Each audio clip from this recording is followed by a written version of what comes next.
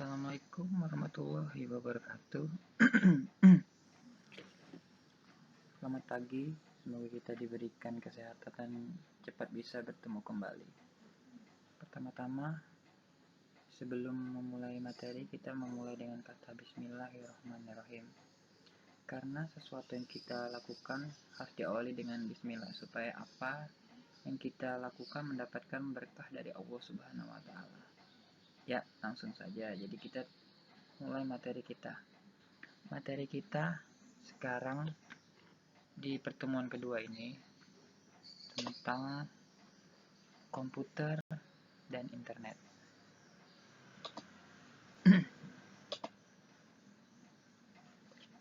Ya, ada yang tahu apa itu komputer dan internet? Komputer dan internet adalah perangkat teknologi informasi dan komunikasi yang paling banyak berperan pada zaman ini. Komputer digunakan untuk mengolah, dan menyimpan informasi, sedangkan internet digunakan sebagai sarana sumber informasi dan alat untuk mempertukar informasi.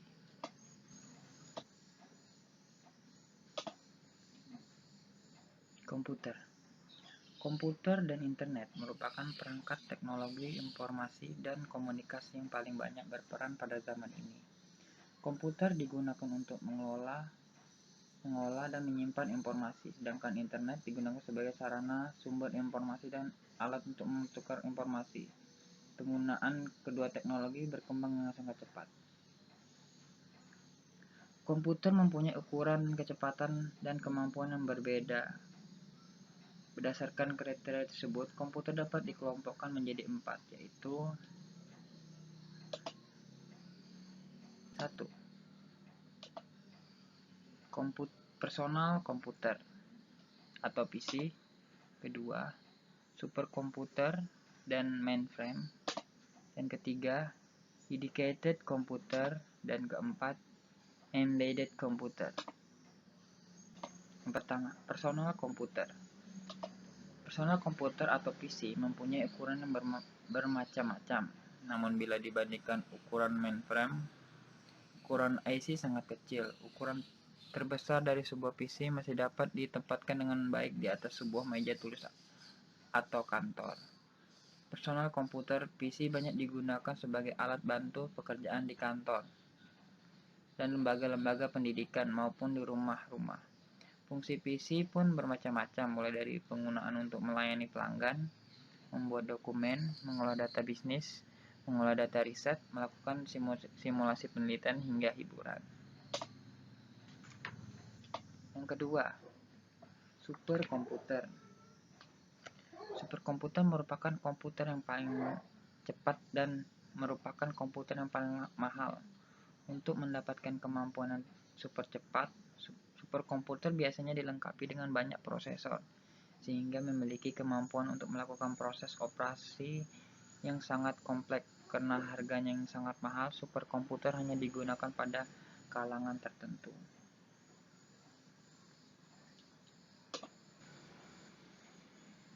Mainframe komputer. Mainframe adalah komputer besar yang dilengkapi dengan kemampuan untuk melayani banyak pengguna sekaligus secara bersamaan. Berbeda dengan superkomputer yang didesain untuk melakukan operasi kompleks dan rumit, mainframe didesain agar dapat mengolah data dalam jumlah yang besar, melakukan banyak pekerjaan secara bersamaan, dan melayani banyak pengguna sekaligus. Yang ketiga, dedicated komputer.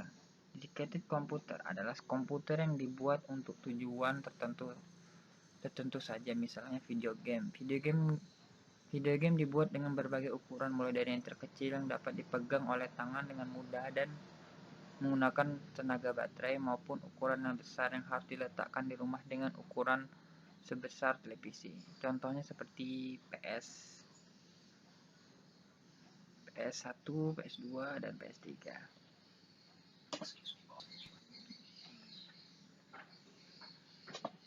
Yang keempat, embedded komputer. Embedded komputer adalah komputer yang berfungsi sebagai unit kontrol dan ditempatkan pada peralatan yang membutuhkan pengendali otomatis. Biasanya embedded komputer mempunyai sebuah mikroprosesor tunggal. Digambar itu seperti pada gambar. Itulah contoh gambar embedded komputer. Komputer mobile. Kebutuhan akan informasi untuk mendukung berbagai kegiatan sehari-hari semakin besar. Oleh karena itu, kebutuhan akan perangkat komputer yang dapat bergerak menjadi mutlak. Karena didesain sebagai jenis perangkat komputer yang dapat bergerak, komputer jenis ini sering disebut dengan komputer mobile atau mobile komputer. Dilihat dari standar yang digunakan, ada beberapa jenis komputer mobile yang banyak digunakan saat ini. Masing-masing jenis komputer bergerak ini dibuat dengan tujuan tertentu dengan fitur-fitur dan kapasitas yang berbeda-beda.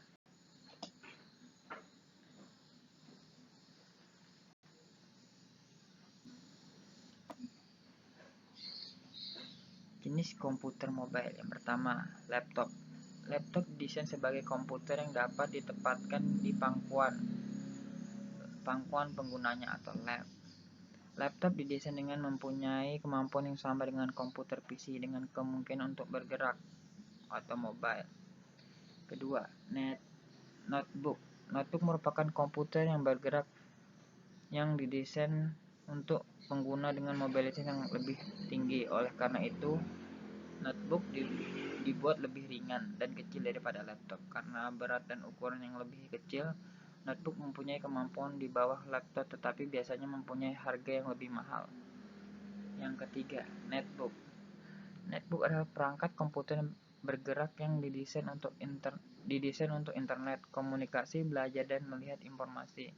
Netbook didesain dengan ukuran 7-10 in, ringan dan dengan daya tahan baterai yang lama, 6-8 jam. Karena ukurannya yang kecil dan ringan, netbook mudah dibawa kemana saja.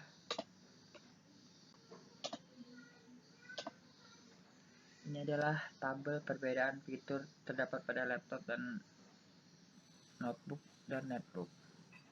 Pertama, fitur ukuran. Laptop mempunyai ukuran 14-17 in, sedangkan notebook mempunyai ukuran 12-14 in, dan netbook mempunyai ukuran kecil yaitu 7-10 in. Dari fitur segi berat, laptop beratnya lebih dari 2 kilo, notebook kurang lebih 2 kilo, dan netbook kurang lebih 1,2 kilo. Dari fitur baterai, laptop bisa bertahan sampai 2-3 jam, notebook bisa bertahan sampai 2-5 jam, sedangkan netbook bisa bertahan sampai 6-8 jam. Dari segi DVD drive, laptop mempunyai DVD drive, notebook tidak mempunyai DVD drive, dan netbook juga tidak mempunyai DVD drive. Fitur dari LAN, Bluetooth, dan Wi-Fi, semuanya memilikinya dari laptop, notebook, dan netbook. Modem, laptop juga mempunyai modem, notebook dan netbook juga mempunyai modem. Dari konsumsi daya, laptop lebih besar dan notebook kecil, sedangkan netbook sangat kecil. Dari segi suara, kualitas suara laptop kualitasnya lebih tinggi, notebook kurang baik, dan netbook kurang baik. Dari segi video, kualitas dari laptop kualitasnya lebih tinggi, dan notebook kurang baik, dan netbook juga kurang baik.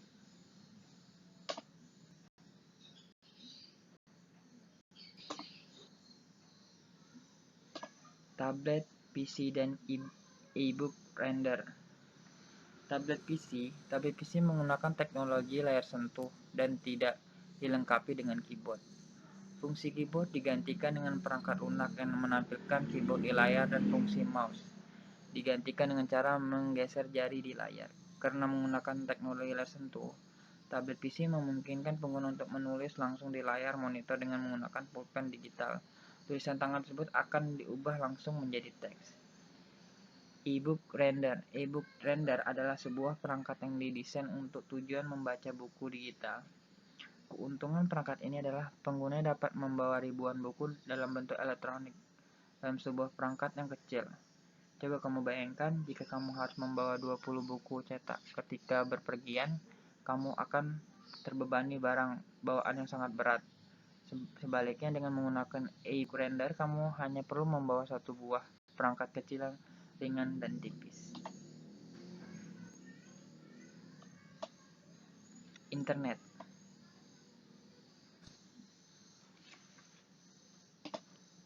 Internet merupakan singkatan dari International Network atau jaringan internasional. Internet menghubungkan komputer-komputer yang ada di seluruh belahan dunia menjadi sebuah jaringan komputer yang sangat besar.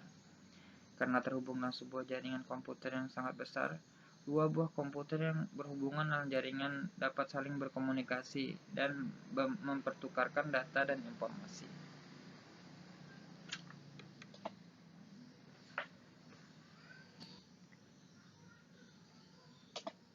Sejarah Internet. Pada awalnya, Internet disebut ARPANET dan hanya merupakan jaringan komputer yang sangat kecil yang menghubungkan beberapa komputer dari University of California, Los Angeles, Stanford Research Institute, Universitas of California, Santa Barbara, dan University of Utah di Amerika. Selanjutnya, internet mulai dipergunakan di universitas-universitas yang ada di Amerika. Pada tahun 1986, internet mulai digunakan secara terbuka oleh umum. Sejak saat itu, penggunaan internet berkembang dengan sangat cepat di seluruh dunia. Bila dibandingkan alat-alat komunikasi lainnya, internet merupakan alat komunikasi yang paling cepat berkembang. Internet kemudian menjadi sumber informasi dan alat komunikasi yang sangat canggih. Berbagai sumber informasi, internet dimanfaatkan mendapatkan informasi tentang apa saja yang dibutuhkan, seperti informasi tentang ekonomi, politik, militer, olahraga, hiburan, selebriti, wisata, kuliner, ilmu pengetahuan, dan sebagainya.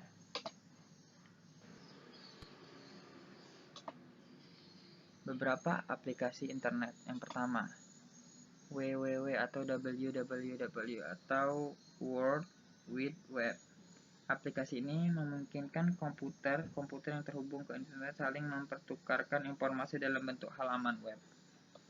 Yang kedua, email adalah aplikasi internet untuk sarana komunikasi surat menyurat dalam bentuk elektronik. Email memungkinkan kamu mengirim pesan dalam bentuk surat dengan format digital yang akan disampaikan saat itu juga dengan biaya murah.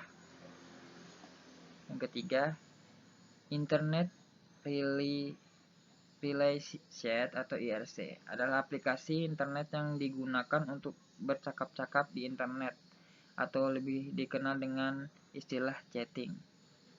Yang keempat, VoIP atau Voice over Internet Protocol adalah teknologi yang memungkinkan data suara dikirimkan melalui jaringan internet. Aplikasi ini membuat kamu dapat chattingan dengan suara memanfaatkan jaringan internet.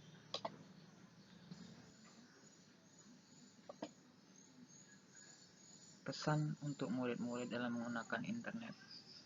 Bijaklah dalam menggunakan internet. Sebagai pelajar, kamu dapat memanfaatkan internet sebagai sumber belajar dan media pembelajaran. Di internet tersedia sangat banyak materi-materi yang berhubungan dengan pelajaranmu di sekolah. Materi tersebut dapat kamu gunakan memperkaya ilmu yang diterima di sekolah. Selain itu, di internet juga tersedia bahan-bahan berupa video dan animasi yang berhubungan dengan pelajaran. Dengan memanfaatkan video dan animasi tersebut, kamu dapat memahami materi pelajaran yang lebih mudah dan lebih baik.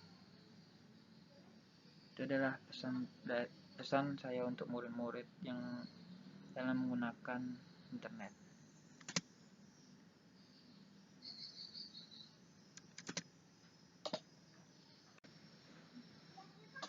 Sekian materi dari saya tentang komputer dan internet.